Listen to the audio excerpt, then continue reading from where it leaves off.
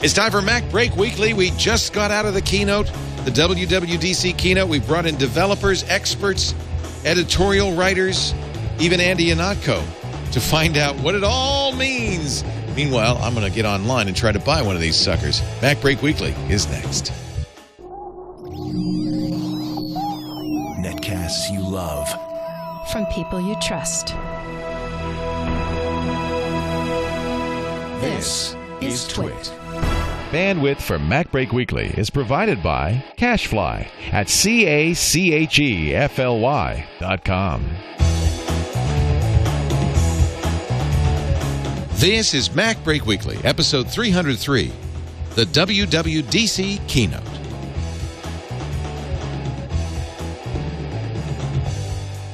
MacBreak Weekly is brought to you by GoToMeeting with HD Faces from Citrix. All you need is a webcam and a click to turn your online meeting into a high-definition video conference. Meet with clients and colleagues anywhere in the world, even from an iPad. For your free 30-day trial, visit GoToMeeting.com and use the promo code MacBreak. And by Hover.com. Hover is domain name registration and management that's simple.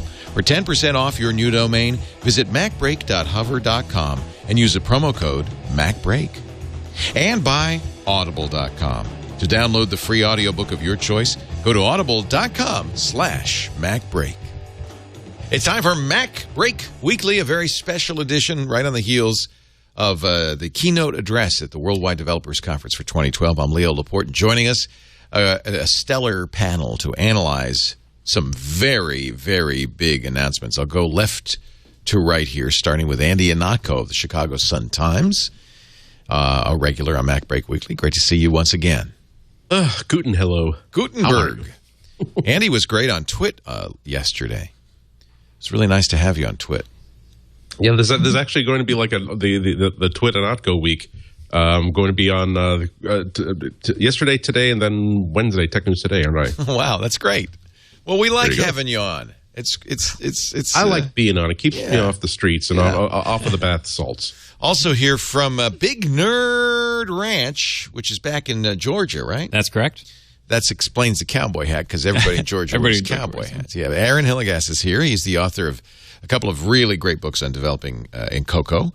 And Big Nerd Ranch is the place to go to learn Cocoa programming. Actually, not just Cocoa and iOS. You now do Android as well. We do Android, we do iOS, and we do Cocoa. Yeah. We also do some web stuff, Ruby on Rails, Python, Django. Yeah. If you were out here, we'd do a program. I really want to do a developer show. I really do. We should do that. That'd be fun. Yeah. What I want to do, and I think it'd be unique, is teach people to program.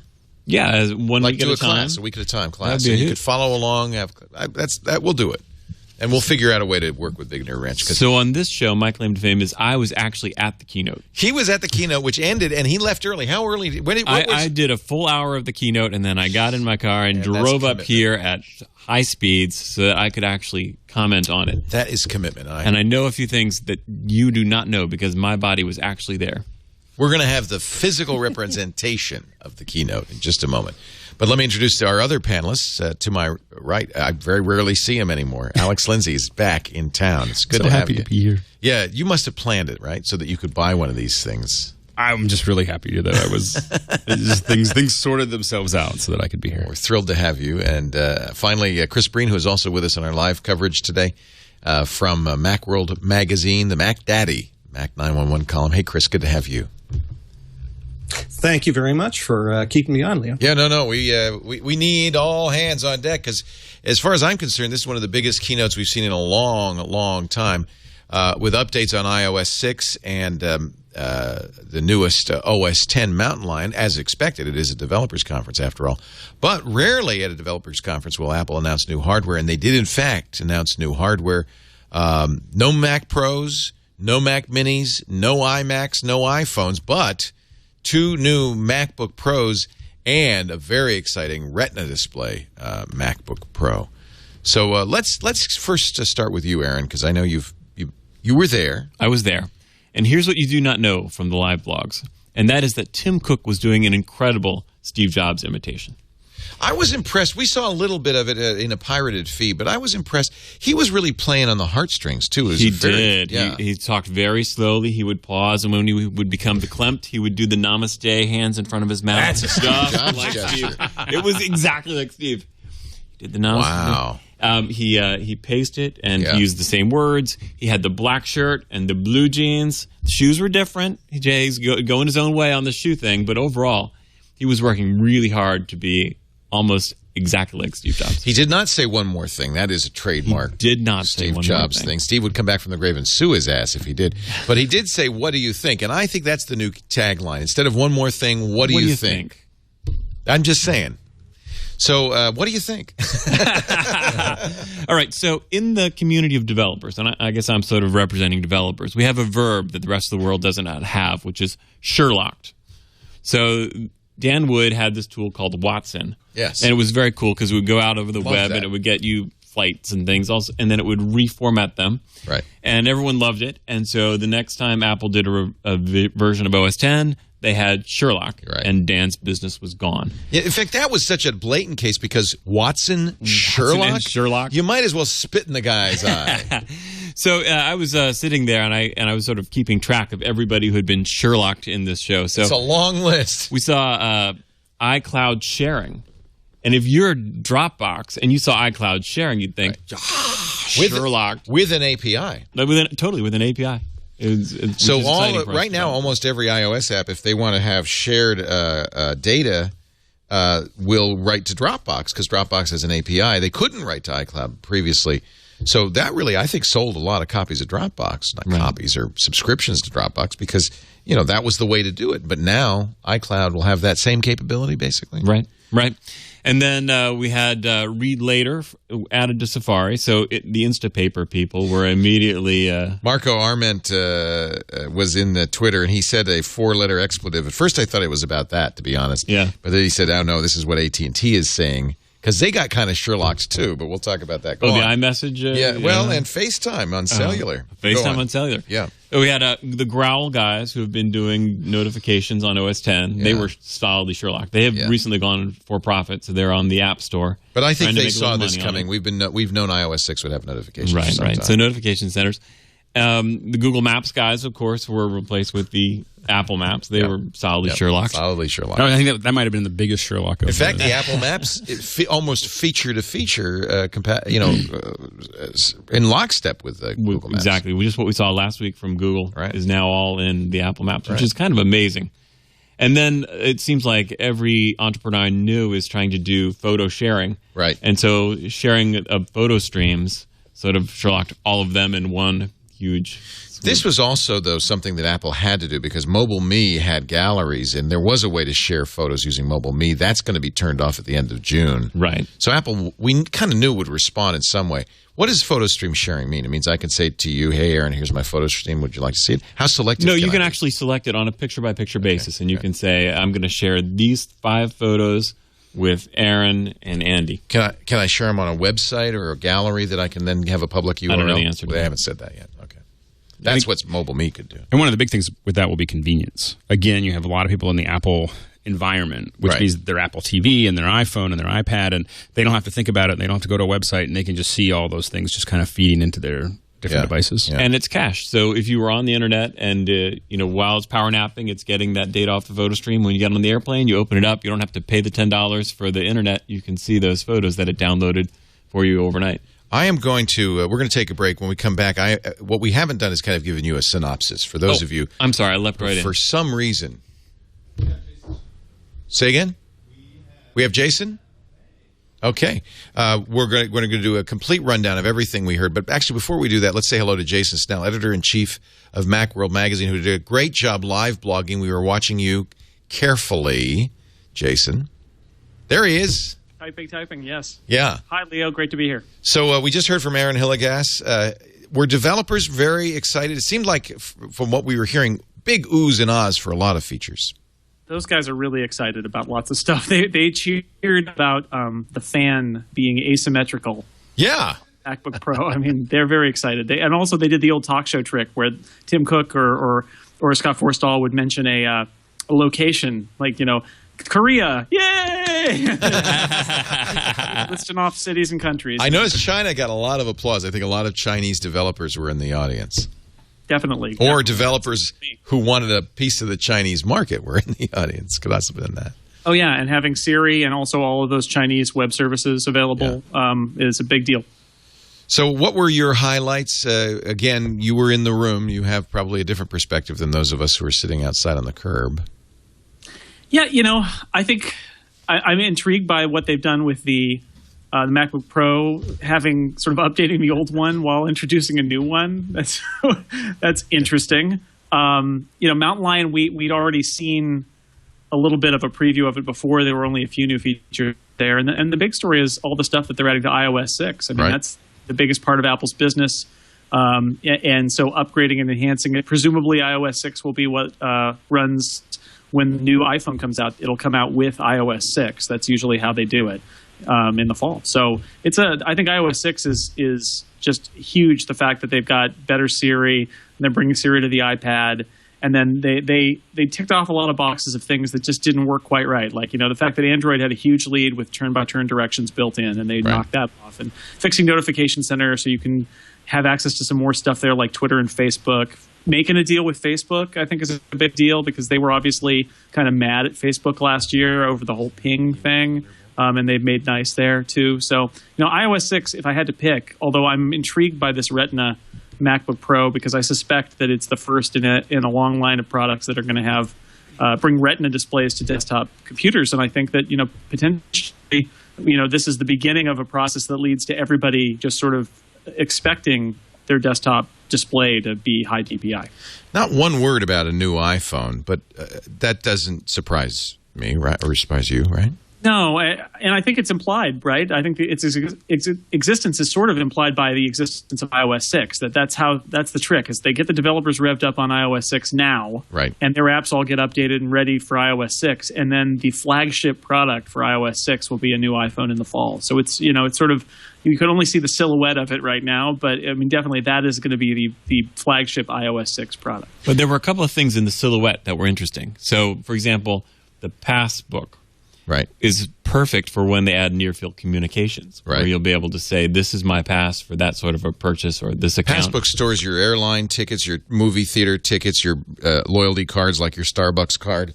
And right now you have to show that Passbook page perhaps as a QR code to a scanner. But wouldn't it be great if you could just tap your phone on some reader and it would say, okay. Or be in the same, just at Starbucks. I mean, I buy everything now when I walk into the Apple Store with my iPhone without talking to anybody. Right. Which I still think is, every time I do it, I feel like I'm stealing. I feel like someone's going to catch me, and I don't feel like I'm stealing, but I just feel like this can't work. I know. Square Card case is just bizarre. It's like, put it on Leo, and boom. Okay. Yeah. So, Jason, do you feel like there were any surprises? I think the surprises are in the details. I mean, how they did Google Maps or Maps without Google, ungoogled Maps. It's all in those little details, right? I mean, they get the big picture, but you don't necessarily see. I think that their 3D view was it was a little more than we maybe would have anticipated, and the way that they do the turn-by-turn directions. It's all, is there a single big surprise? It's hard for Apple to keep surprises. I think that there are little bits in iOS 6. They kept it with Mountain Lion, though, up until a few months ago. So. Right. With a lot of Apple stuff these days, they can't keep the huge picture a secret, but they can dazzle you with the details, and that's definitely what they tried to do today. Rate Tim Cook's performance.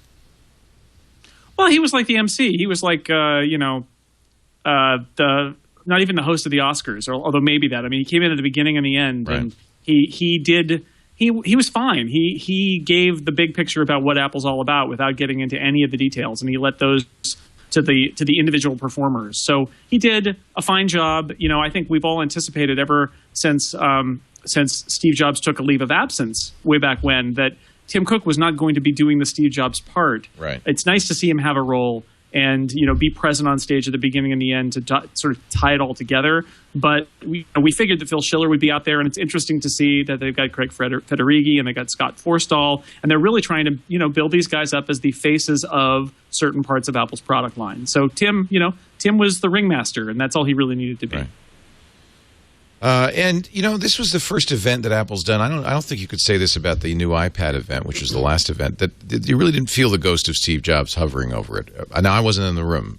Would you agree? Well, there was an icy chill at one, but no, this is the modern Apple Keynote approach, which is keynote by committee. Yep. And a kickoff from Tim, and then you're going to see Phil, and you're probably going to see Forstall if there's iOS stuff, and Federici now if you're going to see Mac stuff, and that's okay. Those guys were they did a pretty good job. They were certainly well trained and well rehearsed, and there were moments of humor from all of them, which I thought was a really good sign. Federici had a couple of asides that were actually kind of hilarious, and so I like that too. That a little personality when he referred to AIM and other legacy messaging systems, and everybody tittered and thought that was hilarious, and he just shook his head and said, I had to say it, it's all about iMessage, and he was honest and funny, and that was good. Siri opened the conference, the keynote, with a couple of jabs at Android, which is something usually Apple doesn't do. That was the last we heard of Google and Android in the keynote, I think, yes? No. Forstall made a point of suggesting that they've got this huge uptake on iOS 5 on their devices, and then contrasted that with the percentage, the 7% that are on Ice Cream Sandwich. So there was another jab at and also, that's an customer apps satisfaction. jab. That is an apps jab. And you're right. Customer satisfaction. He said that it was below 50% for Android people and above 75 for Apple people. Right. Yeah, and he actually had RIM, Android, and Windows on that list of customer satisfaction. What they didn't do was mention it in Maps. They just they did a very Apple thing with the Maps, which is we have Maps. We made our own Maps. Great. Were there ever Maps on iOS before? We don't know. But now there are. There was an app. I don't really remember. I don't it's remember all an the past app. now. No, yeah. They didn't say anything like, we're killing Google Maps and replacing Google Maps. We've got a better... Nothing like that. It's just Maps. Yep. All right. Well, thank you, Jason, for joining us and giving us some sense of what it was like in the room and your update. I'm sure you're getting to work at Macworld with a bunch of stories. There's a lot to write. Absolutely. We're going to have to put Chris Breen to work, too, and maybe even Andy Ihnatko. Oh, you can steal him if you want. Happy to be here. Thank you. Jason Snell, Editor-in-Chief. Who, me? Macworld Magazine. Chris, I think... already filed 2,200 words. The boss is calling. Have you really? Yeah, I had to write as I go because the Sun Times wanted something up as soon as possible. So you get to see exactly how many typos I made. I've already... The great thing about Twitter is that if you misspell Patty Lapone's name, Broadway veterans will say, it's P-A-T-T-I, not Y. There's no Y in Lapone. We're going to take a break. When we come back, we will go through one by one. It'll take us 2 hours. Everything they announced. Slowly. There was a lot. This was a jam-packed keynote, and I hope somebody took notes. We'll do that in just a bit. But before we do, let me talk about GoToMeeting, the great online meeting service from our friends at Citrix with HD Faces now. We're talking in our coverage about Hangouts and FaceTime.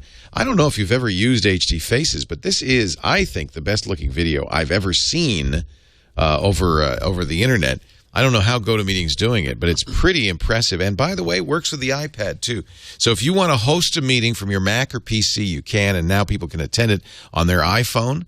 They can hear the audio, and if they're using an iPad, they can not only hear the audio, speak, watch your screens, watch your video, they can send their video using the iPad camera. It is really an amazing way to attend a meeting. This is completely transformational in the way we work together for collaboration, for training, for sales presentations.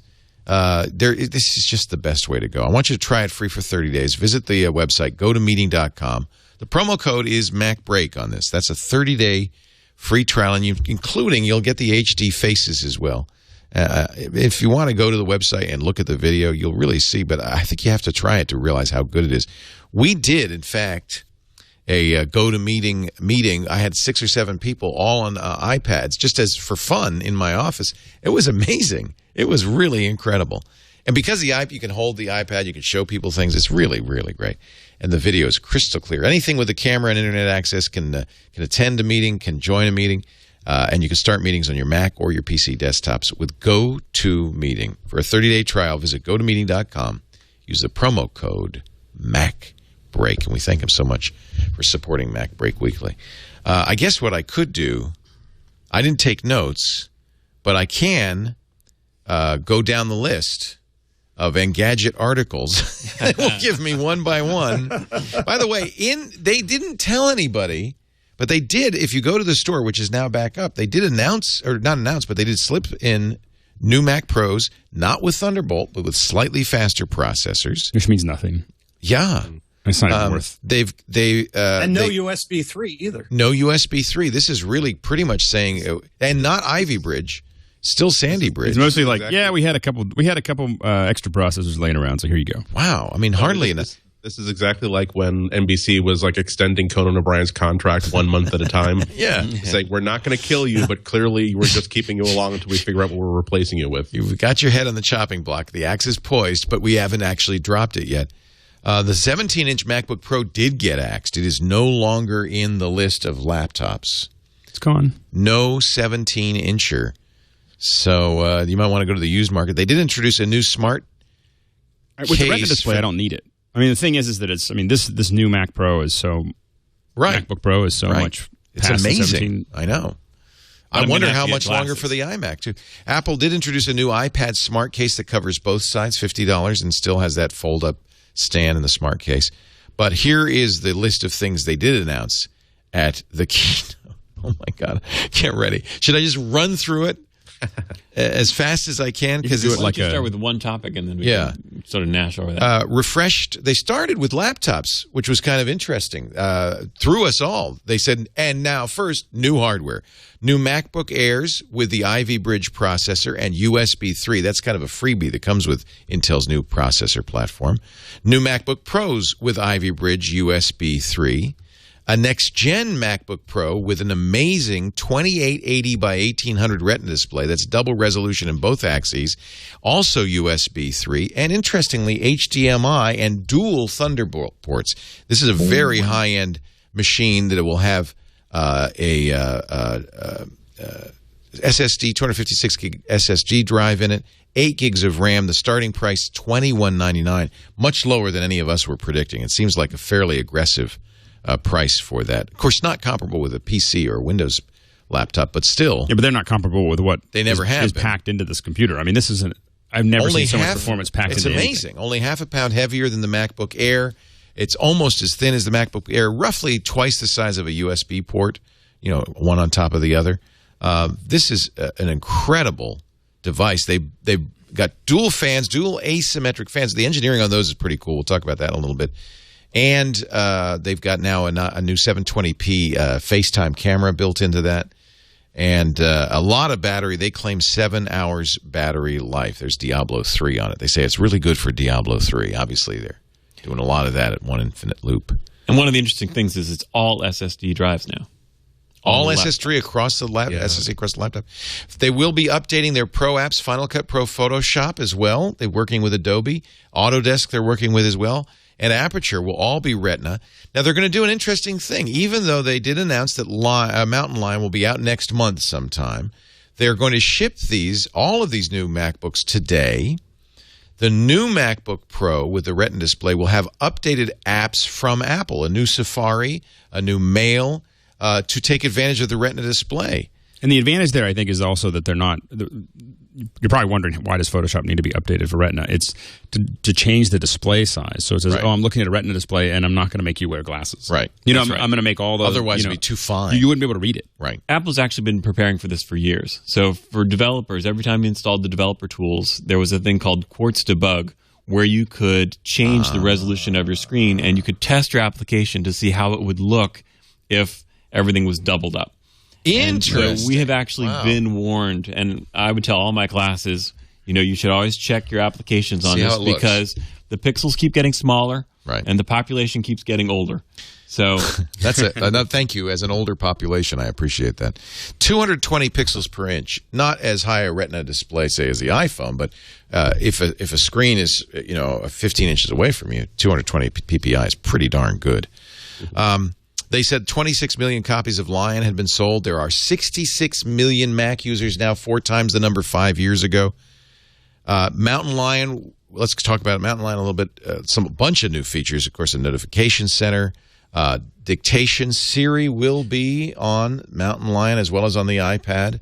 Well, and I think the dictation is a big deal. I mean, it's actually not full Siri. It'll be iPad-style dictation on the on Mountain Lion and full Siri on the iPad 3.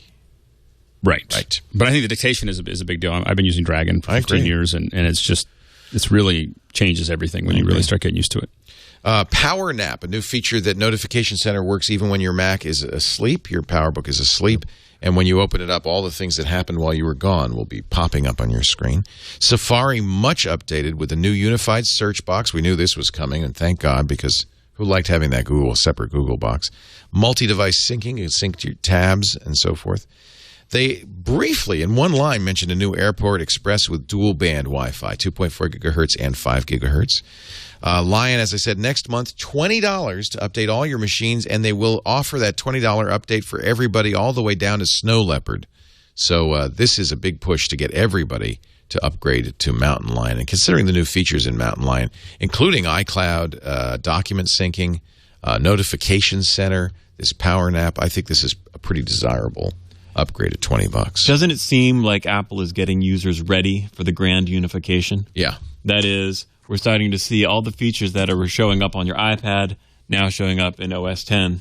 And the platforms are on the user side looking more and more the same. iOS, but also the idea of having the Safari desktop synchronize itself across all devices too. The idea of walking away from your desktop machine and then opening up another iOS device, and there are all the tabs. This is the entire workspace you're working in Safari before. They really are trying to make the experience as seamless as possible. Also, weren't they really hammering that point home about how they really want to make it plain that the file system is not dead, but they want you to forget. They want to move it behind to the shed down back instead of giving it a big room off the first foyer. They made a demo after demo saying all your documents are in libraries. Stop thinking about folders. Start thinking about libraries. Libraries are where you keep documents, not folders. You understand me? Get off the folders. They are iOS 6. They talked a little bit about that as well. 365 million iOS devices have been sold. 140 million iMessage users. They did push iMessage, which will also be on the desktop as a unified messaging system. You'll be able to start a thread text messaging on your phone and then take it to the desktop and continue it. That will be, I think, much aided. That's been around on the beta of iMessage, but didn't work very well. I think it'll be much aided by the fact that now FaceTime is going to be integrated into iOS 6 using your cellular phone. Your cellular phone number will become part of your FaceTime identifier. That might help iMessage work as well. Yes. Because iMessage sometimes just leaves stuff out and seems to be confused about who you are. Although I'm wondering what that's going to do with people's data plans if they get used to using cellular FaceTime and suddenly go, whoa, it's been a week. I mean, particularly if you look at the amount of time kids spend texting. So let's say a bunch of them jump to FaceTime instead and say, hey, how you doing?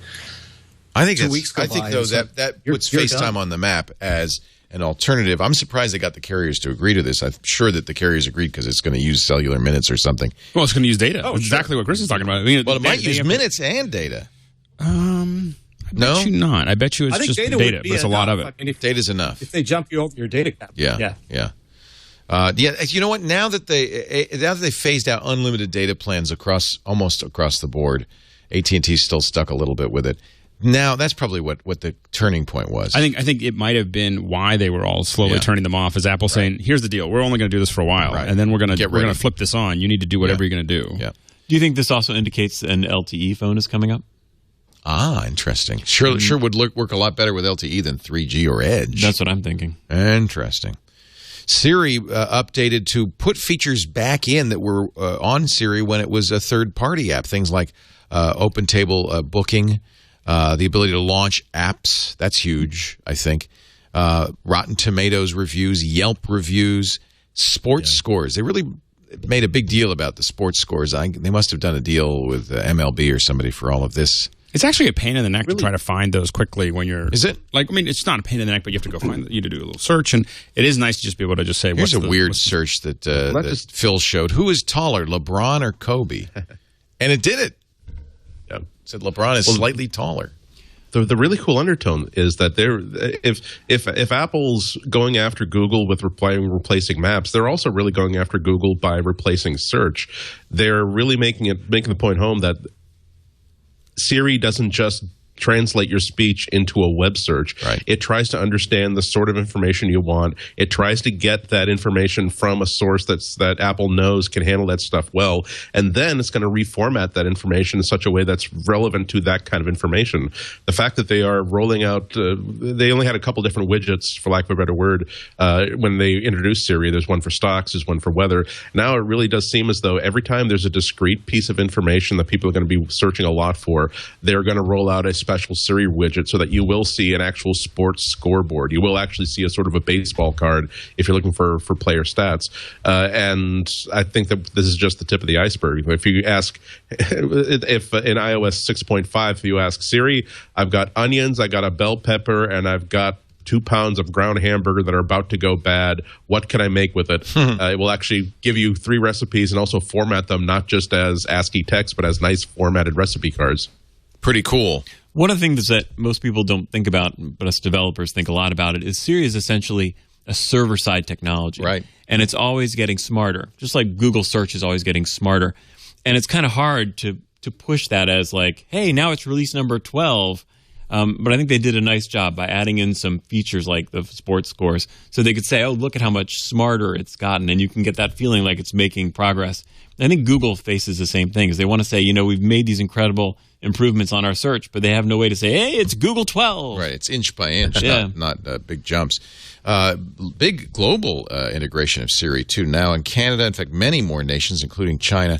Now, given the fact that Siri is server-side and seems to have been suffering, at least early on, some server-side troubles, not always responsive, I hope that they're able to accommodate a whole lot more users. For sure. You're adding all those users in Asia, and it's going to be huge. It will not be available, this new Siri on iOS 6, on the older iPads. You'll have to have a new iPad to take advantage of the new Siri features. Actually, not only that, but didn't they leave out the whole iPad 1 just for iOS 6 across the board? Yeah. That's interesting. Yeah. Not that it couldn't handle it, because the iPad 2 is iPad 1. Well, right? I mean, maybe it's just the speech. I was trying to figure out exactly what it was that was the deal breaker for the iPad 1. It might have been just the simple idea of all the horsepower that's required for text-to-speech, all the stuff that's required for Siri. And if Apple would be willing to simply say, oh, I'm sorry, Siri and text-to-speech should not work on the iPad 1, versus simply saying, nope, let's just have one consistent experience and just leave the first iPad owners out in the dust. According to Apple's site, iOS 6 is compatible with, interestingly, the 3GS, the 4, and the 4S. That's the part that I don't understand. Is why does it work on the 3GS and not on the iPad 1? It doesn't seem right. Well, there's also no camera on the iPad 1, so you miss out on that kind of interactivity that you would get on the 2 and the 3. I guess. Yeah, but see, that would really disappoint me, because it's the same reason why I'm upset with like digital television, which tells you, nope, we're either going to give you the most perfectly digital, crystal clear picture, or we're not going to let you have ABC or NBC or CBS. Nope, all or nothing. Yeah. I would be upset if Apple said, well, you know what, it doesn't support Siri and it doesn't have a camera. We would much rather not let you have anything whatsoever in iOS 6 if we can't give you everything, and that's how we're looking out for you, the customer. If Siri is truly server-side, really what is it? Poorly. Huh? Chris? It maybe it just runs really poorly on the iPad 1. Right. I go back now with iOS 5 on this thing, and it's pretty bad. So but I think the 3GS is a iOS much 6 slower. on there, Isn't the 3GS a much slower? 3GS runs terribly too. I am surprised that they're putting it on there. I imagine that it's going to be like people who had the 3Gs and were running iOS 5 or iOS 4 who were going, this is awful. This is a horrible experience. We want to go back to the previous version of the iOS, and we can't, so we're stuck. Right. So we're buying a new phone. Yeah, I think look for those 3GS complaints when this ships. Siri will be available only on iPhone 4S and iPad 3rd generation, requires internet access. Shared photos, if you go to the iOS 6 page, there's a lot of stuff on here. Some features may not be available in all countries or areas. Flyovers and turn-by-turn navigation only on the 4S and the iPad 2 or later. FaceTime over a cellular network requires iPhone 4 or later, iPad 2 or later with cellular capability. That's interesting. If you have an iPad 2 with 3G, now you can make FaceTime calls on the 3G. That's interesting. Over your data.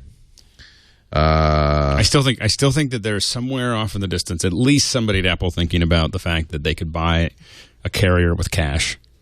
It's like at some point in time, you just close the circle all the way, all the way down. Well, they're making so much money for the carriers with this sort of thing.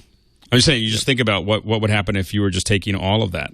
Like if you were, now I think Apple would be reticent to do that immediately, but I wouldn't be surprised when you look at them rebuilding all maps from scratch and all this stuff. They have to be looking at all the money that the carriers are taking in on all of this stuff, and the fact that it still isn't what they want to provide. It's not the perfect experience from Apple's perspective. You just wonder, with that much cash on hand, you really could just go, we could just buy AT&T, like write a check, right, and buy not quite AT&T yet, but they're not far. Right. Let's talk about Maps. Maps now adds. First of all, Google Maps are no longer built into the operating system. They didn't say whether you could still get Google Maps in the App Store. I presume you would be able to. But the operating system will come with a new Apple Maps application, which has, according to this, an identical... Is that not the identical icon as the Google Maps?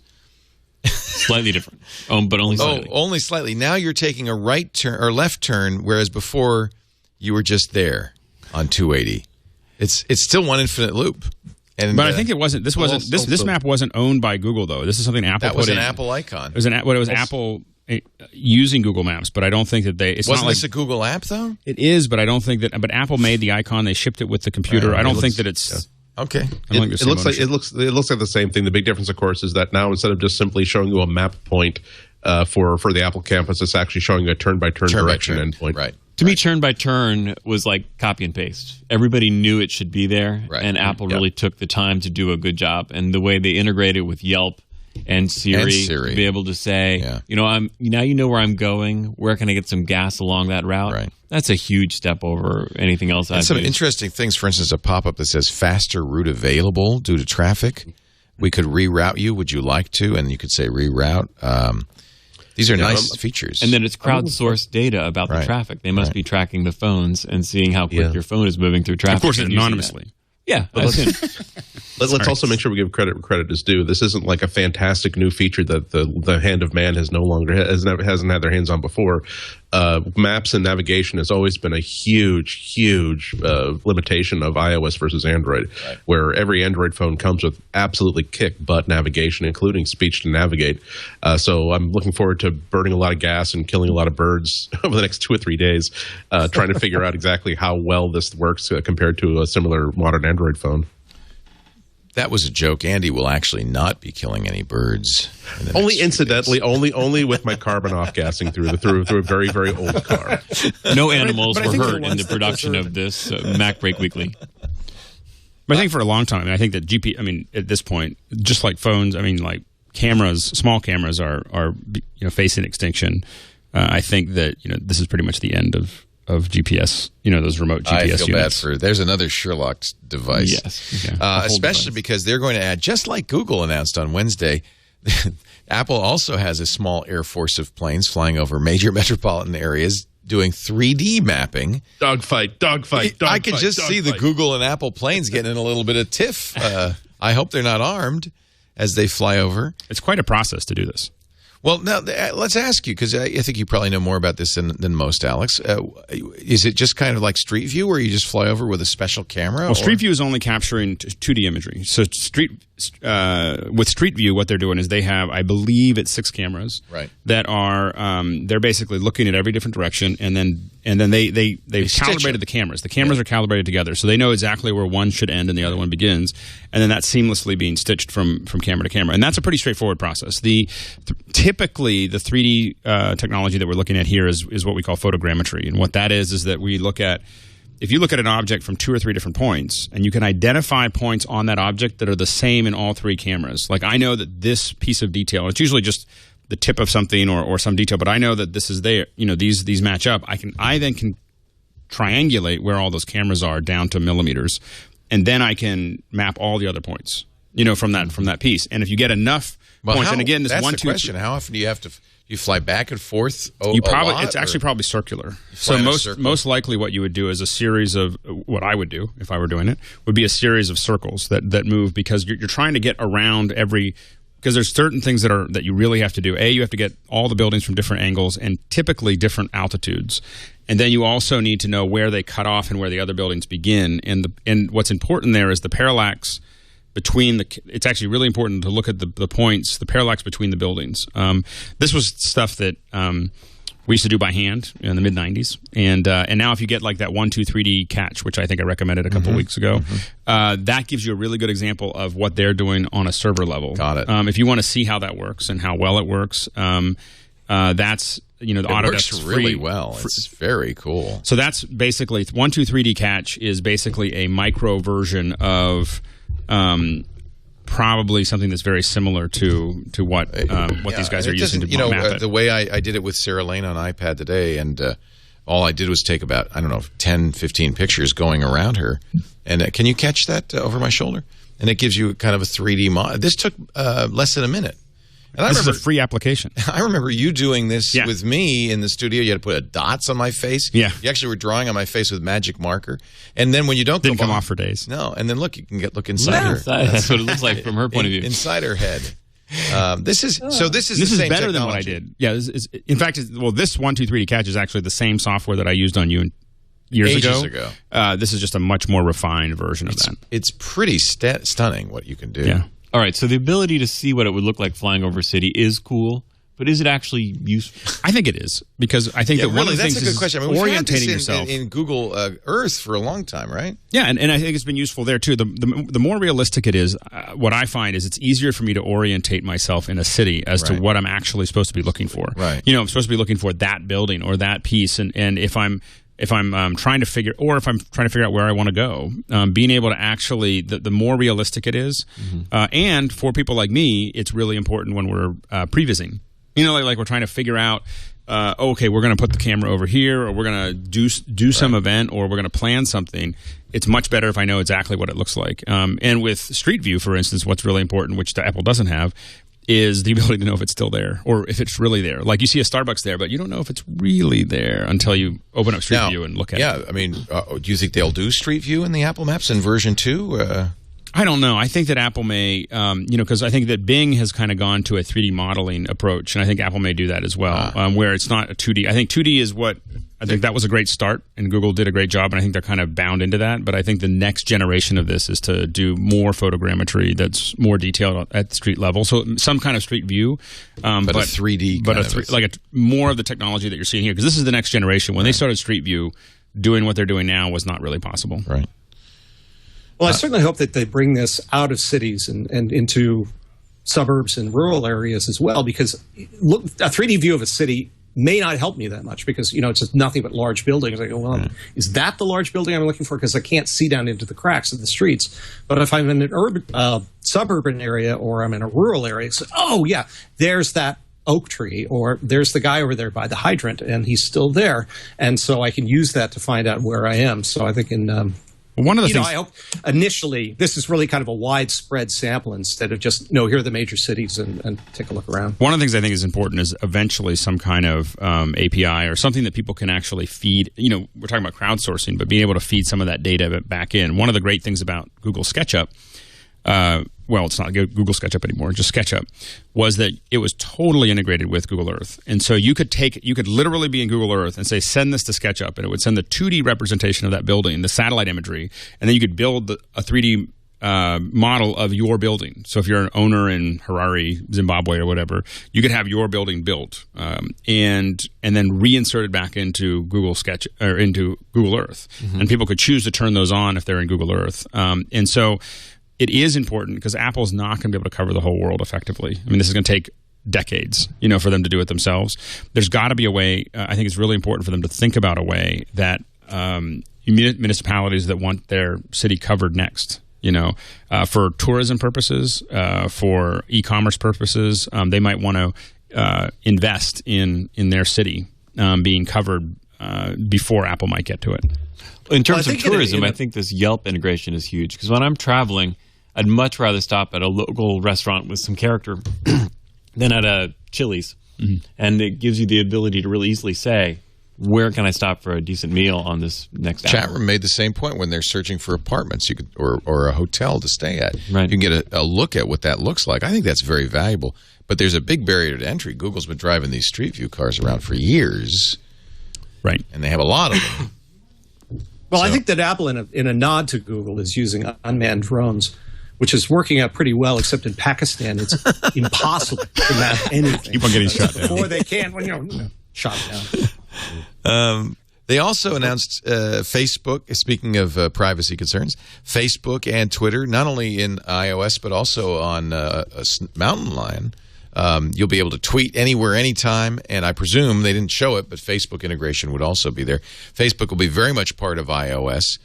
You can share a photo to Facebook from the Apple camera or from Photos directly. You can post your location from Maps directly. You can brag about your high score from Game Center directly. All of this. So obviously a little kiss and make up between Facebook and Apple. Tim Cook kind of promised that at All Things D. He said, stay tuned, and, well, now we see. You can even have Siri post both to Facebook and Twitter if you want. Siri, do a Facebook update, and she will. And also, poor Pig. Now you can actually make iTunes Store recommendations off of through Facebook, like your App Store recommendations and everything. Yes, you'll be able to like apps in the App Store on Facebook. It's smart for Apple to do this. I think it's a good idea. I don't see any reason. But it is an advantage because Google cannot and will not do this. They won't partner with anybody but Google+. And I think that's a big differentiator. People want to use Facebook and Twitter. And having those signals built in is huge. Absolutely. When contacts update an email address or phone number on Facebook, it'll update it in your contacts. These are the kinds of things I think real people really, really want. Yeah.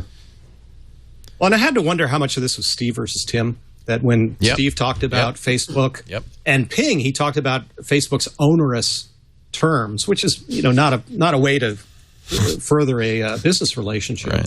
And it may be that when Tim came back or came on board, he said, okay, new day, let's start over and see what we can build. And clearly something has come from it. Also, big app that we had heard rumored, Passbook.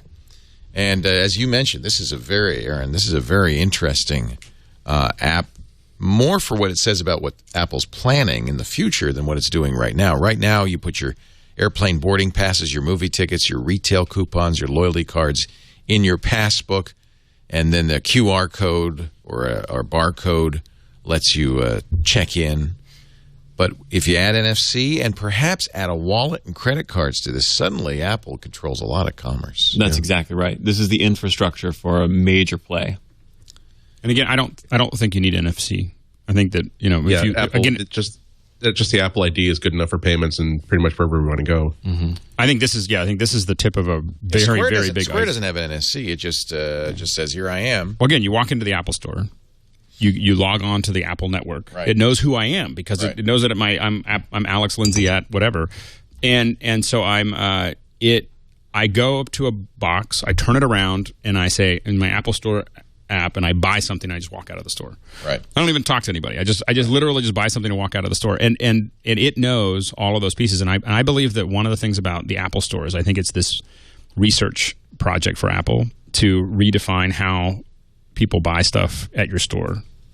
Just think of all the data they're getting. I mean, oh my God, huge. Also, that's you always. It's always so easy to see where Apple wants to move when you're using an iPhone or an iPad and something is clumsy. Right. And the last time that I was on my way home from the airport, I was taking my last leg of the trip home via Amtrak.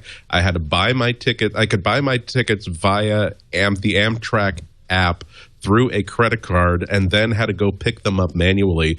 You just look at, oh man, how streamlined would this be if I could just use my Apple ID to authorize the payment, and then my ticket just simply appears in this app that a kiosk or conductor is set up to be able to recognize. So yeah, that's we're going to see much more from this. Now I'd imagine that the merchant has to write some sort of support for the Passbook. Yeah. Well, there is an API, right? There's an API. So if you are Target and you have an app, or you're Fandango and you do have an app, would be just a natural to say, oh yeah, we'll just store your tickets in your Passbook. And I think it's very hard for a retailer not to want to do this because as a brick and mortar retail, what you're competing against is Amazon. The fact that it's really easy for me to go and just do that, and you got to make that buying experience as easy as possible. And if I know that I can just walk in without a credit card, without having to think about all of those things, and just walk in and buy it with my iPhone, I would do that all over the world. And I would just not bother to. Well, and think of the convenience. You drive to SFO. It knows you've got a flight today. It pops up on your lock screen. Here's your ticket, sir. I mean, not only that, but your gate has changed, or your flight has been delayed by 30 minutes. That's huge. Pretty hot. So if you're TripIt, if you're any of the flight tracking applications, if you're United Airlines, you better work with this. You better work with this. And what does Apple get out of it? Oh, my God, the data they get. And eventually, they've already got your Apple ID and a credit card. And some small percentage, of course. They're going to get a little vig on the transaction. Well, I mean, and this is the beginning. I mean, this is, of course, the tip of the iceberg. What if you go to the SFO and every store you walk into when you buy lunch, you just use your iPhone, and any other little gadget items that you want to get on the car, you use your iPhone. And you have all these iPhone users that, like me, would never pull my credit card out again if I was able to buy stuff. You know, and then you would start picking stores because, it's easy because I can just do it with my iPhone. I'm not going to go there. I have to pull out my credit card. I have to pay it cash. And then also in terms of customer retention. I mean, once you have all that stuff on your iPhone, you're never going to go to Android, right? Right. Yep. It's called lock-in. And Apple's the best in the world at lock-in. We're going to take a break, come back with more. Great panel talking about the big keynote, 2-hour keynote. Can we talk about it in less than a 2-hour show? I don't know. Andy Ihnatko's here from the Chicago Sun-Times from Big Nerd Ranch, Aaron Hillegrass. Are you going to do you redesign your classes and stuff when you start to see that? I mean, you've got to find out about these APIs. All the new APIs we have to address in our courses. So we'll go through and figure out. Yeah. You know, we have two courses. We have the introductory iOS class, and then we have the advanced. And so a lot of these will end up in the advanced class instead. Sure. Alex Lindsay also here. Have you purchased, or you're sitting on that? Oh, no, I already bought it. I'm looking at buying another one. I need a little one. No, for somebody else. We want to test them because we might have to buy.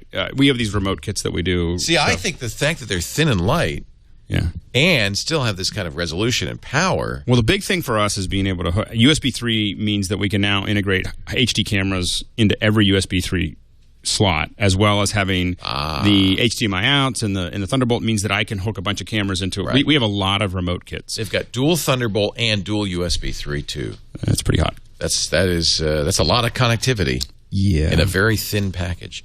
Also, Chris Breen is here from MacWorld.com. He's the Mac Daddy, and Hair of Breen and Body of Breen are both on Twitter, but he only does one. You figure out which one. No, I'm just the body. Hair, who knows? Hair has a life of its own. Our show today brought to you by our friends at Hover.com, the domain registrar you want to use, period. That's all you have to remember, Hover. People ask me, hey, Leo, what's the name of that domain registrar you recommend? I don't know why it's so hard to remember. Think of a little hummingbird hovering over your head saying, register my domain now. If you go to MacBreak.hover.com, you'll save 10% on your domain registration. They offer all the big TLDs like .com, .net, but also .co, .ca, .org, .it, .asia, .es, .us, .de, even some of the new ones, .pro. It is so nice. I have to say, want a .mac Pro. I don't even consider anything else. It's such a nice... Great service, too. If you call during regular business hours, Monday through Friday, 9 a.m. to 8 p.m. Eastern, they will not put you on hold, and that's something I can't say the other guy does not do. I have lived on hold with the other guy. And if you use the offer code MacBreak, you're going to get 10% off your new domain.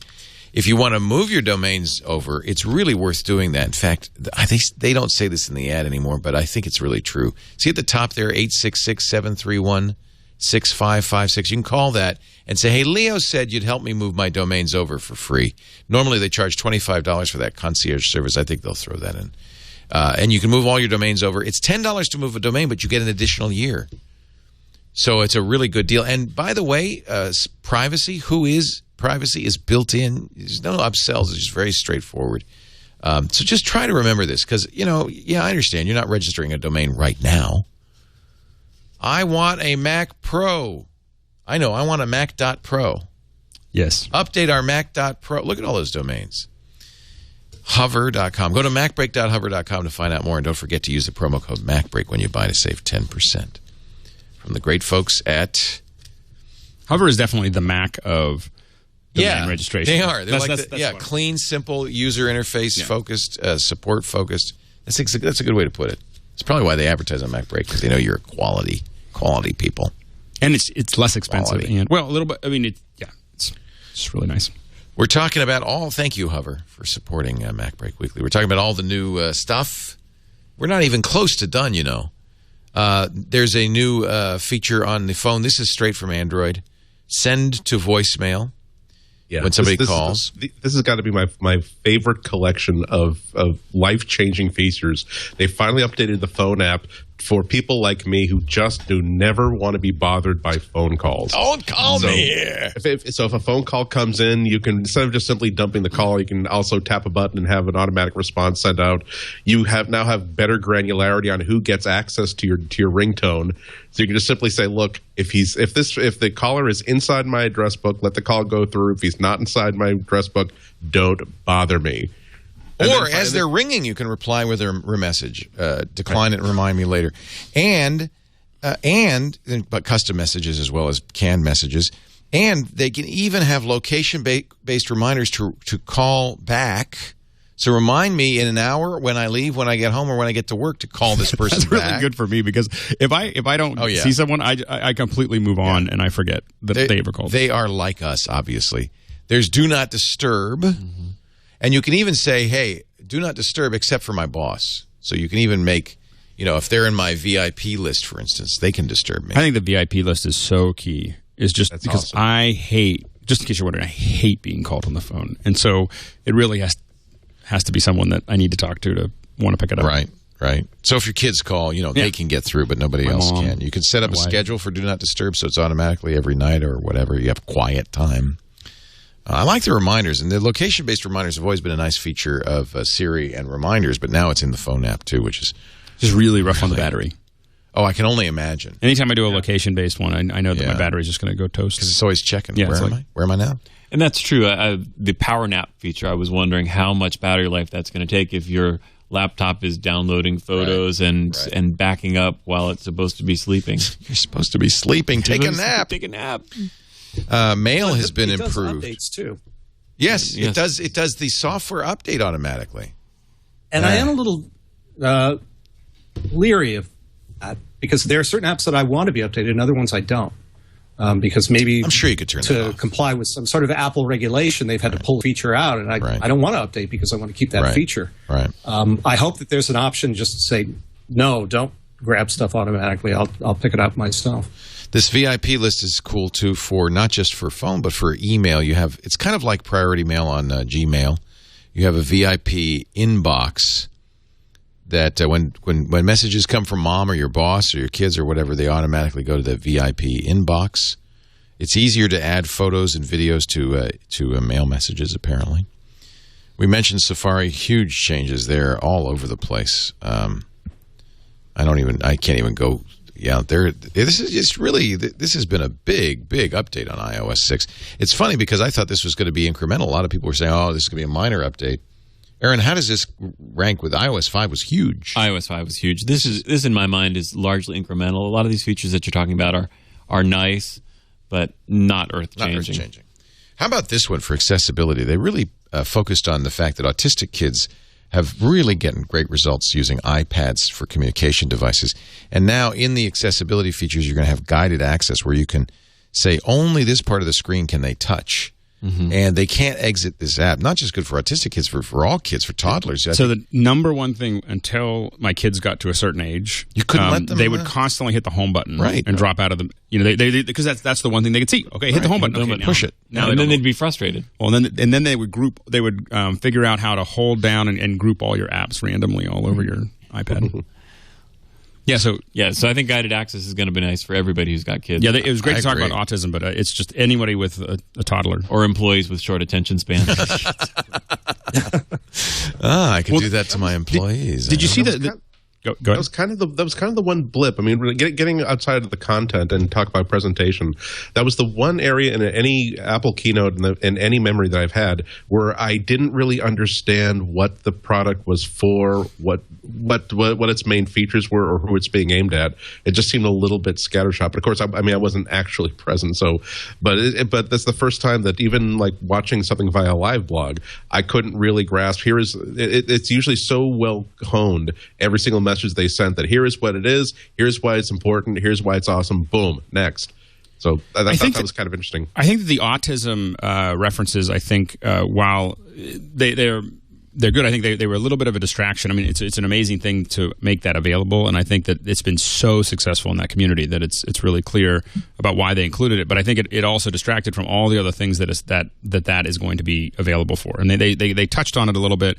For instance, using iPads for testing. Once you can now lock it there so that the students can't go anywhere to check their work.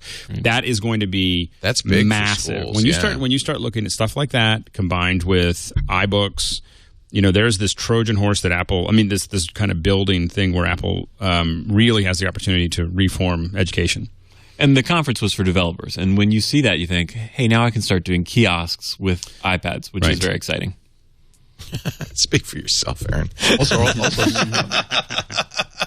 Also, point of sale systems is also going to benefit from that. Yep. Well, it just means one more place the iPad. It's already ubiquitous. It's just one more thing you can do with the iPad. When you think about kiosks, really think about going to a retail store and going into let's say a big box store and walking up to all those TVs and having a little iPad sitting there and being able to go, having like a little iBook that tells you about what you should be thinking about when you're buying a TV with cool little videos and 3D and explaining like this is what resolution means, this is what 1080p means. And so, and having that in each section of that store would be, really compelling for a lot of these brick and mortars. Is Mountain Lion going to save iCloud? iCloud has really been kind of a mishmash. Talk about not really being clear what the message is or who it's for. iCloud has really been a little bit of a mishmash. Do you think, Aaron, that they have a more coherent story now with Mountain Lion? I think they're getting there. I agree. When it came out, it was very much a mishmash. What does it do? What do you get? Gradually adding capabilities. They're integrating it in more with the standard apps. I think it's looking more and more like what they wanted it to be. Well, you mentioned an API like Dropbox as an API. That's going to help on the iOS side for sure. Well, I think what Apple is really pushing you now is with these smaller hard drives with the cloud sharing files between all your different devices.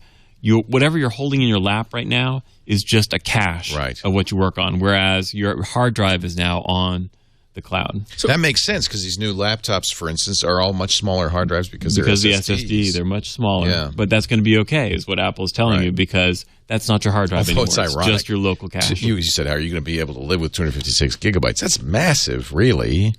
Well, it depends on how well it works. This is a big gamble that I think that Apple's taking for the next couple of years. Is everybody really ready to trust a system like iCloud? And can they really just pull off iCloud so successfully that I won't have to worry about having manual oversight on where my files are? That's really the difference for me. Can I absolutely, if I put something on Dropbox, I absolutely count on being able to access that file later on. Part of it, I think, is just psychological. The fact that I can physically save it into a folder or copy it into a folder. And, I grew up with the idea of files living in folders and living on servers.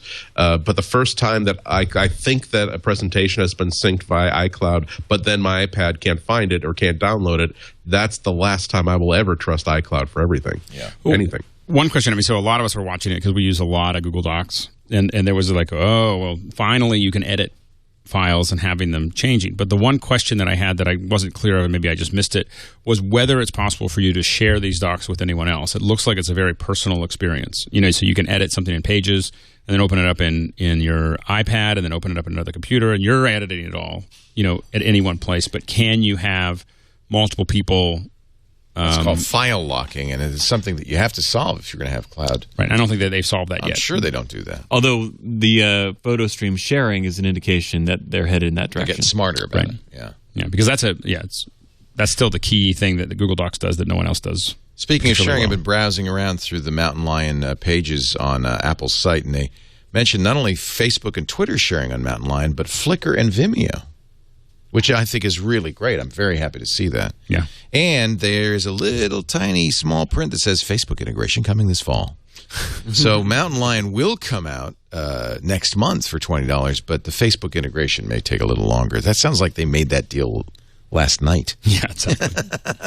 I'm sure there were a lot of details. We haven't quite got that in. And what will be on iCloud now? It'll be Mail, it'll be Contacts, it'll be Calendar, it'll be Messages, it'll be FaceTime, it'll be Game Center, it'll be Safari, it'll be Reminders, it'll be iTunes, it'll be the Mac App Store, and the notes. These will all use your Apple ID. That Apple ID gets more and more important all the time. And the documents will live in the cloud, too. As you mentioned, they've shown this before, but in Mountain Lion, you'll be able to edit on an iPad in Pages, and the edits will immediately be live on the MacBook. Which has been sorely missing for the Pages and numbers. That might be the way they handle that multiple user thing. If it makes those changes right away, well, it's saving them immediately. It is, but that's the difference, But okay, so normally, like Dropbox, you can do it all by yourself. Is file oriented, right? So it uses the most recent file, and that's that. And if there is in Dropbox, if there's a conflict, if you update it at the same time as I update it, we both try to save it. They'll make two files, and they'll say this is the conflicting file, and there's two versions. This solves it a little bit because it's more granular. It's not file focused; it's change focused. And so then there's a race condition. You change it, and I change it. Whoever gets there first is going to win. If you get there at the same time, is the only time there's a problem. We don't know that. It could be file-based. I'm making that up. From that demo that we saw, it could be file-based. We don't know. I'm giving him more credit. Because like with Google Docs, you can have 3 people editing the same application at the same time. In real time. And those changes propagate, and there's no conflict. And you see where everybody else is. Like you actually see everybody else's cursors. So you can sit there and see, I shouldn't go into that area because someone else is already working on that. That's actually Google Wave. That's a few remnants left over from the late extremely powerful Wave. Yeah. If you're in a meeting with 3 or 4 people of the same in the same company talking to a client, on one document and just building all their notes of the meeting, it's pretty. You're right useful. To be skeptical, Aaron, because I just assumed that's what that's doing, but it doesn't have to. I'm going to guess it's file based. Read it again. Yep. Because right now, because it's not letting other people edit it, it's assuming that there's only one person editing it at the same time. Okay. So it's updating it, but that's my guess is that right now the way it's built, it shows it like you're typing and then. I know you're typing, but then you're going somewhere else and typing. No, they showed. At least they didn't do it maybe this time, but they've showed it in the past. I'm typing on my iPad, and they show it live updating on the screen on the desktop. Right. So, but with only one login. I did not see that today. He is skeptical, and they didn't show it today. I saw them change an image. They didn't show it today. And it was pushed up to the cloud and sucked down. I don't know if it was a small change or if it was the whole file. Okay. We talked about Sarah Lane has never been happy with iMessages. We talked about that in our keynote. Maybe they'll fix iMessages. They're certainly making a big deal about it.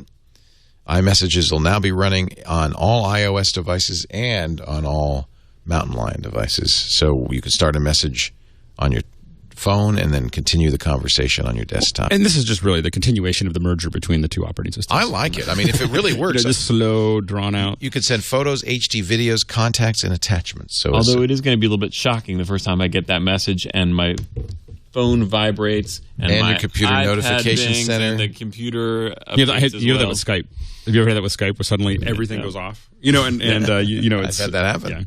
Had that happen. Well, I think I saw a note somewhere suggesting that they would be tied to a particular device. So if you've been texting on your phone and you haven't moved over to the other one, that only the alert will go off. Because I have an office full of this stuff, and you have 7 devices all going bang, bang, bang, at the same time.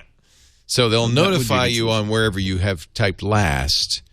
But I could open iMessage on the desktop and I'd see all the stuff there, and I could start typing there, and now it's going to notify you there. Yeah, I'm not completely sure where I saw this. I may have been drunk when I imagined this, but I think because it's a common problem. And people at Apple have multiple devices in their office, and they too have to think there's got to be a better way than having all 6 of these things go off at once. Well, here, I mean, it says right here on the Apple site, something new is always popping up somewhere on your Mac. An email, a message, a software update, a calendar alert. Notification Center makes it easy to stay on top of it all. It's called Growl, folks. Yes, the Growl people have been saying that for 10 years. Jeez Louise. Simple ordered list. You'll always know what's up. In fact, it even looks like Growl. But, I think that... Not really. Well, the one image here, I'll show you the one image I'm looking at. Dark. I have to say, as someone who's developed apps for, our company's developed apps for Welcome the to Mac, life in the Apple is that that if you're really, really successful, eventually you'll be crushed. Yeah. Sherlocked. I'll be Sherlocked. I had a great green screen keyer on Final Cut, and now they have a great green screen keyer on Final Cut. Oh, really? Yeah. Oh, interesting. Yeah, it wasn't aimed at you. No, it wasn't aimed at me. It was just, but it's still $30,000 a month of revenue that's no longer there. It's gotta hurt. It's gotta hurt. All right. They didn't talk about Gatekeeper at all, which I'm pretty excited about. Nor did they talk about the fact that June 1st, sandboxing had begun in the App Store. They didn't want to ruin the good feelings. Yeah. Because they would have gotten a few boos maybe on something like that. Guys, $5 billion. Hey, remember when you loved us? Yeah. How do you feel about that, Aaron? Actually, let's take a break and find out. Okay. How about that? We were talking about the WWDC, the big conference going on right now for developers. Aaron Hillegrass is in town. Actually, a lot of developers are in town. It's fun when WWDC is going on, or Macworld Expo is going on, because we get a lot of Mac folks in studio for MacBreak Weekly, and we've got quite a few here today. So we welcome you all and everybody at home watching the show. This portion of MacBreak Weekly brought to you by Audible.com. Audible's always been nicely integrated with the Mac. In fact, iTunes just understands Audible files, and there's no problem. You don't even need a special application. Although, I got to say, the Audible app on iOS is awesome. Your entire library is there. You can listen to any of the books. You can download them onto your device. It even has some gamification, so you can compare your listening hours to your friends, things like that. Go to audible.com, browse around, and take a look at all the books, over 100,000 titles available in the best audio bookstore in the world. You know, Father's Day is coming up. What a great gift that would be for Dad, is an audio book.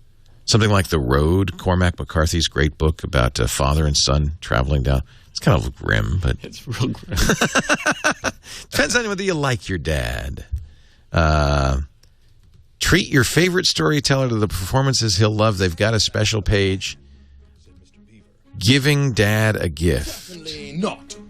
I tell you, he is the king. Did Dad read to you when you were a little kid? I know I did to my kids. Now you can treat Dad to an Audible subscription. Isn't that a nice idea? I think that would be a great gift. Or treat yourself. If you visit audible.com/MacBreak, you can sign up for audible.com. And so many great books to choose from in every category. Fiction, nonfiction, history, even self-help, sci-fi and fantasy, science and technology. Go to audible.com/MacBreak. You can sign up for that gold account. That's a book-a-month subscription, but the good news is the first month's free. First book is free, yours to keep. And you can cancel at any time, pay nothing, and but still get that book, which is good. The new movie, Abraham Lincoln Vampire Hunter, is coming soon. You want to read the book before you see the movie because there's spoilers. I don't know. It's probably nothing in there that you couldn't guess. True Blood came back this week. Watched it last night on HBO. Have you read the Sookie Stackhouse novels? There's a bunch of them.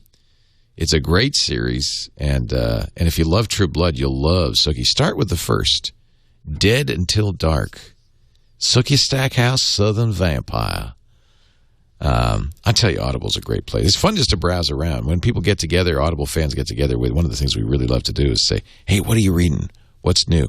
Will Wheaton has a new novel. He's reading a new novel from John Scalzi, Red Shirts, a novel with 3 codas. What are you listening to, Andy? Oh, boy, I just heard about this yesterday, just bought it, and it's all I can do not to do nothing but listen to this. Imagine an audiobook, a staged reading of The Odd Couple with Dan Castellaneta and Nathan Lane as Felix and Oscar. Oh, that sounds awesome. Okay. Dan is a voice from The Simpsons, of course. Exactly. Now, imagine that it's not just that one play, but 10 Neil Simon plays in staged readings, like by professional name brand actors, like Richard Dreyfuss, Eric Stoltz, Laura Linney. Someone else was recommending, had a list of like really cool audiobooks. It's called the Neil Simon Collection, and it's all been produced by LA Theater Works. So it's 10 Neil Simon plays. I've only listened to like the first 20 minutes of The Odd Couple, and that's like it became one of those moments where, okay, this was definitely a good purchase. We're going to put this aside because WWDC is tomorrow, and we have a lot of things to write between now and then. Oh, boy. I can't wait to get 17 hours of Neil Simon plays. And also, if you're going to have one playwright that you want to, that's perfectly okay to hear him just as audio, not as staged plays. Neil Simon, he is like the master of dialogue, the master of patter. Yeah. And it's like, oh, man, it's just absolutely perfect. So, yeah, this is one of those points where even if I weren't like on subscription, I feel as though if I didn't have credits left, I'd be like, oh, I gotta buy it. I'm going to spend $25 and buy it. I gotta have it. I'm adding that to my wish list because that's gonna be on my next that's my next purchase. I noticed they do the same thing with George Bernard Shaw, Noel Coward, and Oscar Wilde. So Audible, there you go. It's more than just books; it's theater too. Culture. Really is great. Only you don't have to turn off your phone. I got to tell you, if you're not an Audible member, please go to audible.com/MacBreak and sign up today. If you've got a flight coming up, if you've got a commute, if you just walk the dog or do the treadmill, you can read. And those times, normally you'd just be down times. You'd be walking along on the treadmill. Now you can be reading great literature or listening to great plays. Audible.com/MacBreak. Yes, Aaron Hillegrass. I see that you have gone preparing. To Red Sweater. Yes, Daniel Jalkut has a great little company called Red Sweater, and he has a blog, and he's been dealing with the sandboxing a great deal. He does Mars Edit, which is a fantastic blog editing tool that I use. And he's just a great guy. He also has a very nice little Apple script tool that puts Apple scripts in your menu bar that I really like. He sells that on the App Store. So he's aware of the issues of App Store versus selling direct. Right. What does he say? So we actually just sandboxed one of our apps. We have a tool called eClicker, which is a student response system where you can put up a question and let users choose an answer, and you can see the results. I've in real used time. it. It's great. Yeah. Oh, great. Yeah. Thanks.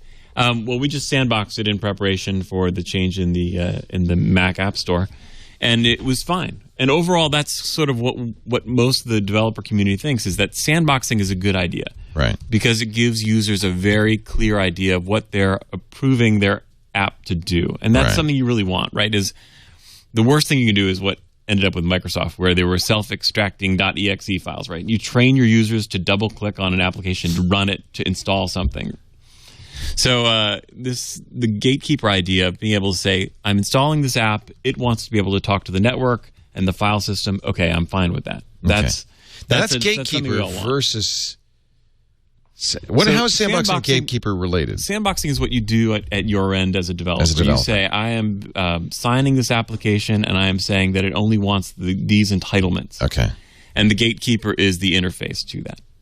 Where the user can say, I okay that app to do these entitlements. And starting in Mountain Lion, you will, as a user, have 3 checkboxes in security. You can say, I will only be allowed to buy stuff in the App Store. I will only be allowed to buy apps with certs that have done what you just described, which is say, I'm going to do this, this, and this, and that's all. And then third, just wide open apps. Right? Is that right? Because I believe that now it has to be sandboxed to be in the App Store. To be in the App Store, you have to. So that would only be 2 checkboxes. No. Well, I'm not sure.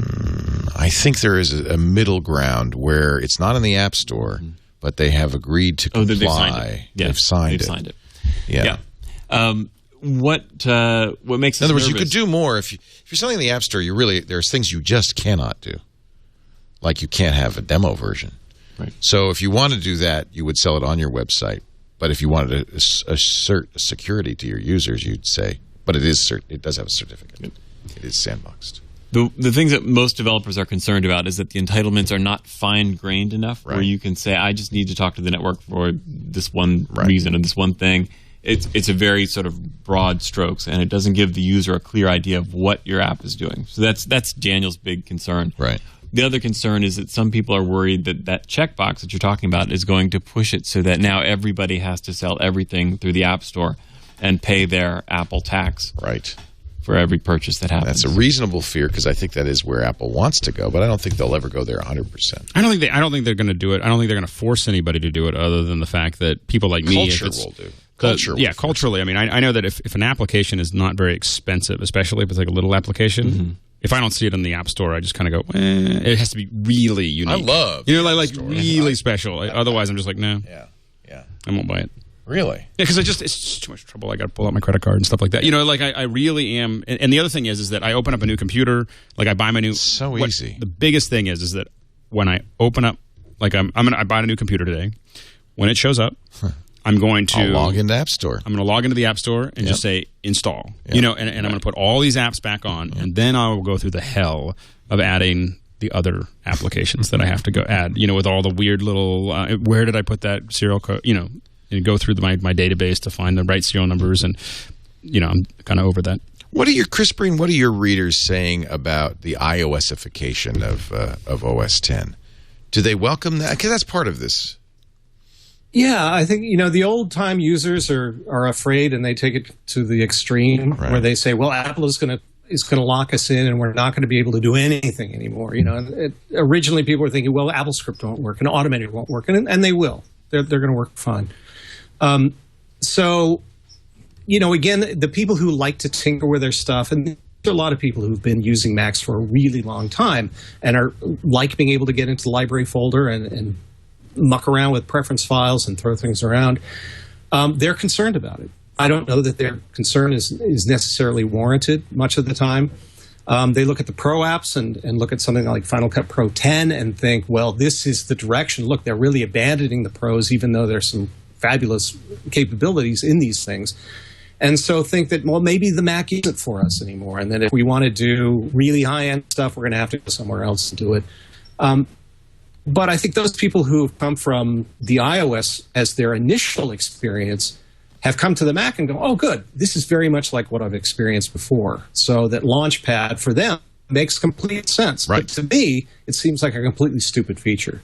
Or the scrolling direction, which is a small thing for some people, but for old-time Mac users, it's a huge thing because they've been doing it for 25 years that way, and now they have to do it a different way. And, when you've adopted this machine as your pet, to have somebody come in and change, put the back legs on the front legs instead and put the tail on top of the head, it makes them unhappy because it's not the way it was before, and they don't want to change. They want things as they were, which I think is one of the interesting numbers that came up today, was where Apple was saying that 40% of people are on Lion. I thought that was a small number. It seemed like generally, as they said, wow, 40%. But it is. It seems like it should be more. They made it easy and virtually, $30 to upgrade all your machines. Yeah. Yeah, and I would love to see the numbers tiger versus leopard or leopard versus snow leopard, for example, compared to where we are now. They compared it to Windows, which is an easy target. Right. But I would love to see the data on what the conversion was like. But I have to say, versions of OS 10. The Lion update has been hard. I updated my last computer over the weekend. It was a disaster to Lion. Yeah. It was an unmitigated disaster. Really? Yeah. Yeah. So, by the way, if you have a software RAID on your Mac Pro and you go from Snow Leopard to Lion, it'll break the RAID. If it's striped 0, then you got to talk to disk savers about getting that data back. Fortunately, you backed most of it up because we like to back things up. But it's a big bummer. That's not good. So yeah, it's. I think that Lion was a much larger update as far as the experience, and I think that I kind of resisted it and only did it very slowly. And there's a lot of compatibility issues with a lot of things as it moved forward. I think people who move slowly were probably smart. I did it like one computer at a time and just very slowly. I thought I had all figured it out until this weekend, and then realized I hadn't thought of that. And this makes me wonder why they even though that Mountain Lion will be out next month, they have new laptops today when they really could have put them out with Lion already on them and avoided this whole problem. I guess they were in a hurry to get the hardware out. Yeah, I'm not complaining. Please send it to me now. The keynote, by the way, is up now on the Apple site. You can watch it. I would broadcast it, but frankly, this warning terrifies me. So we'll come to your house. I guess. Well, considering you already broadcast a bootleg version, well, I did what? No, nothing. No, nothing. He open sourced it. That's all. Oh, that's right. He was time shifting it from. Yeah, but I hadn't read that warning at first. See, so I didn't know. Oh, how could you know that? How could I possibly know that they would assert such draconian rights to something that is, in fact, a public announcement? But they want you to download their movie. and watch it at the quality that they had planned. I encourage everybody to do that exactly. So The Verge, I don't know how. Maybe they went out and bought one, but they've got pictures of the new MacBook Pro. I guess could you go to a store, Apple store, and get it right now? Oh, they probably had a demo area, so they demo. No, this is in a box. This looks like they bought it. Oh, really? Yeah. It could be at the stores. I guess they may have been given one. Apple will do that with certain outlets, and I'm sure The Verge got one. Yeah. I guess because The Verge would never do anything like rebroadcast Apple's keynote without prior permission. They get one. Yeah. I think that's the warning they really should have put up. If you play any part of this keynote, we're not going to invite you to future keynotes, and we're not going to send you anything for free. This MagSafe looks very different, by the way. It's got a big metal thing around it. Isn't it funny how the computers keep getting smaller? So they had to get rid of the Ethernet plug because it's too tall, and they had to get rid of the FireWire because it's too tall, and eventually only really skinny connectors will work. I hope the IETF takes this and keeps this in mind. That's part of my skepticism about this. I mean, what is exactly pro about this? And at what point do you say, look, if you're going to take $2,500 from me, don't I get Ethernet? Don't I get more than a 256 gigabyte hard drive? I mean, this is it's nice, it's lovely, but man, I mean they shouldn't call it pro. They should call it elite or.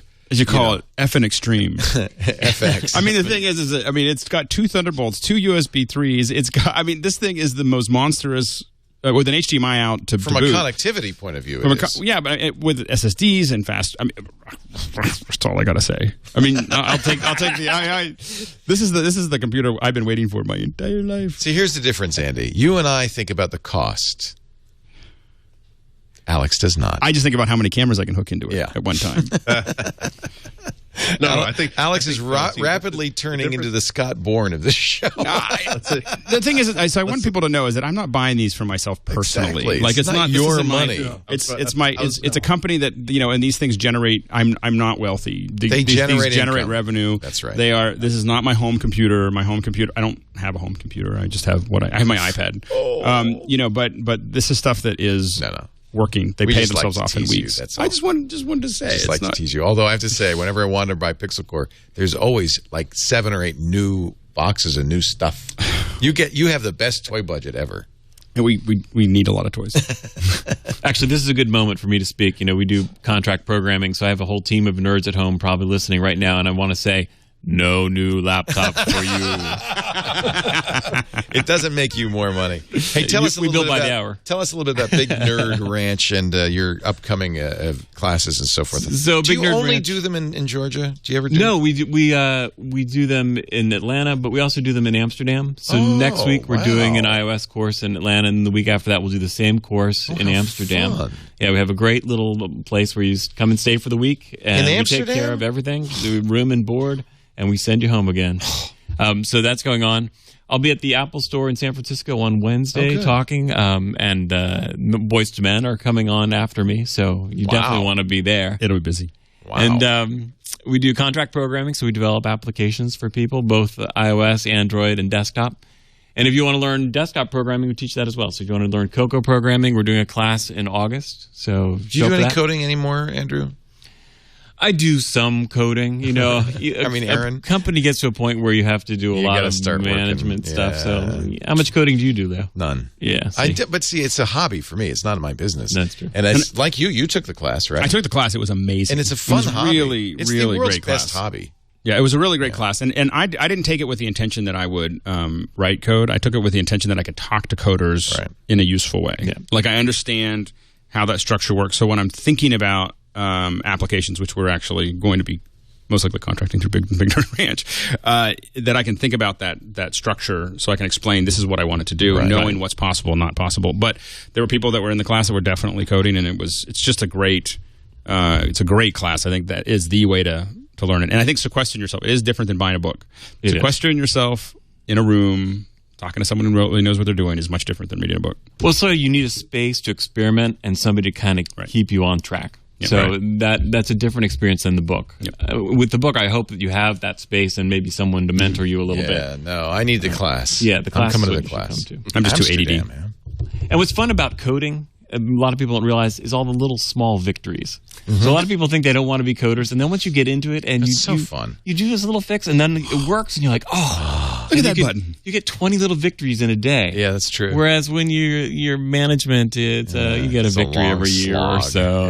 Yeah, it's a different feeling. Long slog. I mostly just fail all day, and then I get to the end and still it was okay. Highly recommend Aaron's books, and of course you got to go to bignerdranch.com and find out more about their classes all over the world. It's so good to have you. Thank you for abandoning the keynote to be here. It's always a pleasure. Thank you, Really Leo. are grateful. Andy Ihnatko, thank you for being here. So I take it the new MacBook is not in your not on your agenda, not on your lists. Not for purchase. No, I did buy a new MacBook last year, but it's definitely. I'm expecting FedEx up the street any day now. Oh, I'm jealous. with something I can borrow. How fun! Chris Breen, I imagine you'll be playing with it pretty soon too at Macworld Magazine, Macworld.com. I expect I will, and I may get one. I'm about 3 years out on a new Mac, so this one is tempting. Yeah, and it's, I think if you get the Thunderbolt Cinema display on that thing, you don't. I can sell my Mac Pro for probably $300 or $400 and make a down payment. $303 exactly. That's a pretty shocking result, sir. That's it. Just stab me in the gut. That's all I can say. That's the point at which you suspend your presidential campaign and release your delegates. Yes, exactly. Exactly.